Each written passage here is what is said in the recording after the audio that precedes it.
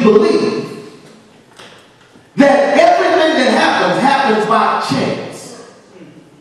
We think that if I go this way, then this. If I do this, then that. There is nothing that you can do or say that God doesn't already know or has seen.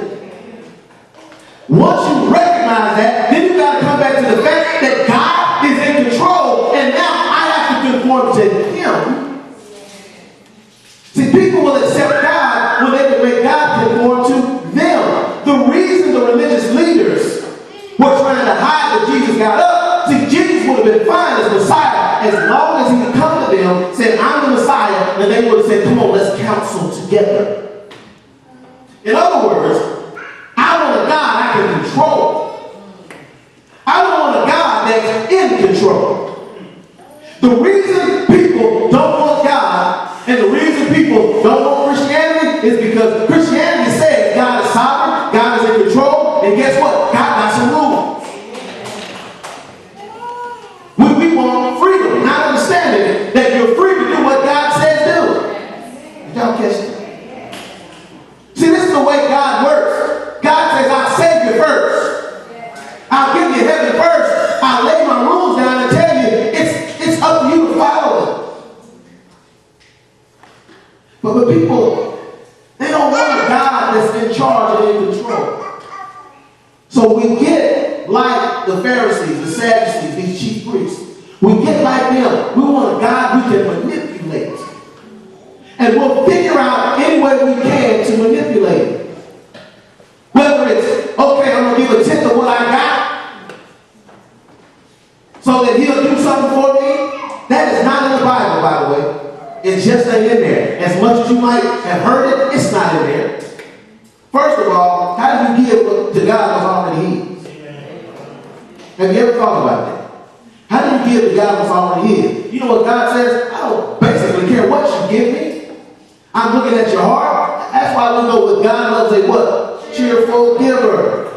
God is looking at your heart. He's not looking at what you do. I mean, you can fool everybody. Come in here in a nice suit, with a big Bible, pull the scripture to, jump, shout, say hallelujah. But when God is in your heart, what does He say? We don't want that God. We want the God that we can trick and fool. We want the God that flows from whatever we think is right and whatever we think ought to happen. And what ends up happening is we get just like this. When it comes time to acknowledge who God really is and that God is really in control, we disappear. We find a way to intellectually say it just can't be that way. So I got news for you.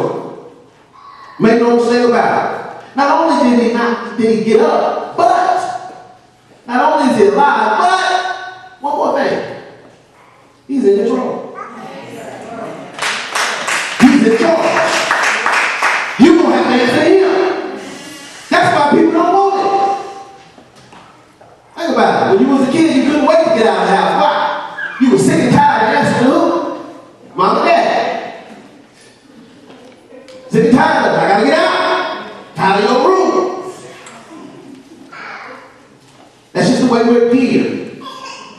And then God comes along and says, guess what? If you're going to be in my family, I got some rules. People don't want that. They think they're free. I'm going to tell you what they're free. They're free to go ahead.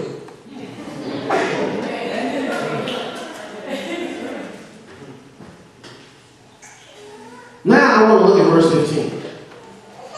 And I want to get this out of here. I know we're running over. We're going to get this out of here. Verse 15. Alright, so they took the money and did as they were instructed, and the same is commonly reported among the Jews in his day. This is how you get the rumor. This is where you get it. It's in the trial of the rumor. Now, think about what happened.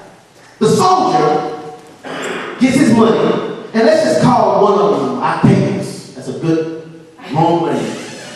Then Octavius is walking down the street. Alright, and Octavius runs into James. And James says, hey man, I thought y'all had guard duty. Octavius says, yeah, well, you know, a funny thing happened. Oh, yeah, what's that? Man, we fell asleep, and the disciples slipped in there and got that Bible. Now James, he doesn't understand the rumor thing. So James said, wow, they did? And Octavius, he kind of jingles the coins in his pocket that he just got. He says, yeah, that's what happened. He says, yeah, this going to. James is like, wow, the disciples got that Bible. Man, it's something else. But Octavius, he goes along a little ways and then he runs into Bobby. Y'all know who Bobby is. Bobby is that one that don't ask questions. Hey, Octavius, what's up, man? Why aren't you there guarding the grave? Well, you know, something funny happened. He's jingling the chain. He's like, got another. We fell asleep, and the disciples came in there and took the Bible. Man. Bobby said back.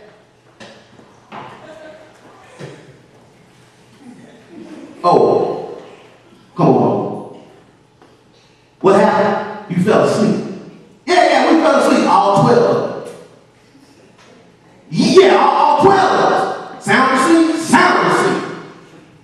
You were out. And they rolled that big old loud storm. Y'all were still sleep, knocked out. Oh, I got a question. If you were sound asleep, how do you know it was the disciples that took the Bible away? Oh, you're lying. That ain't what happened. Come on, tell the truth.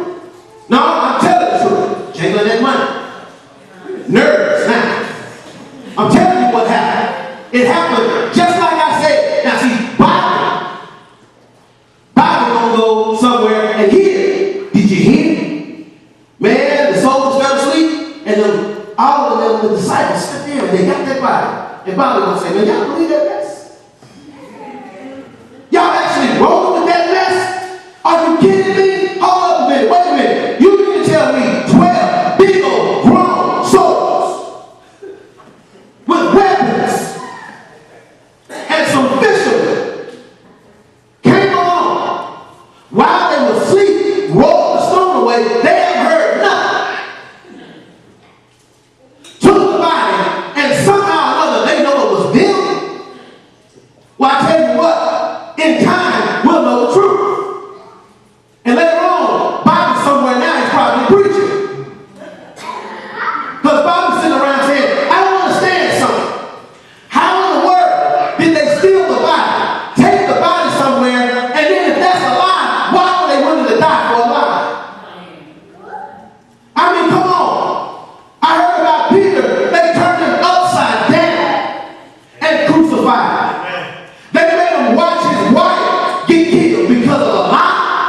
Come on now. They took James, put him on top of the temple, and tossed him down. You mean to tell me it was a lie and they were willing to die for that? I heard they took one of them and put him in boiling oil. And you mean to tell me it's a lie? There's only one of them that lived long enough to die from natural causes, and they had him out on an island, and he was still having visions, and you mean to tell me it's a lie? He didn't get up? I got news for you. He got up, and the proof is in this lie that was told. They lied because they didn't want Jesus. They lied because they didn't want a resurrection. They're lying now because they still don't want Jesus. They're lying now because they still don't want a resurrection. Do you know why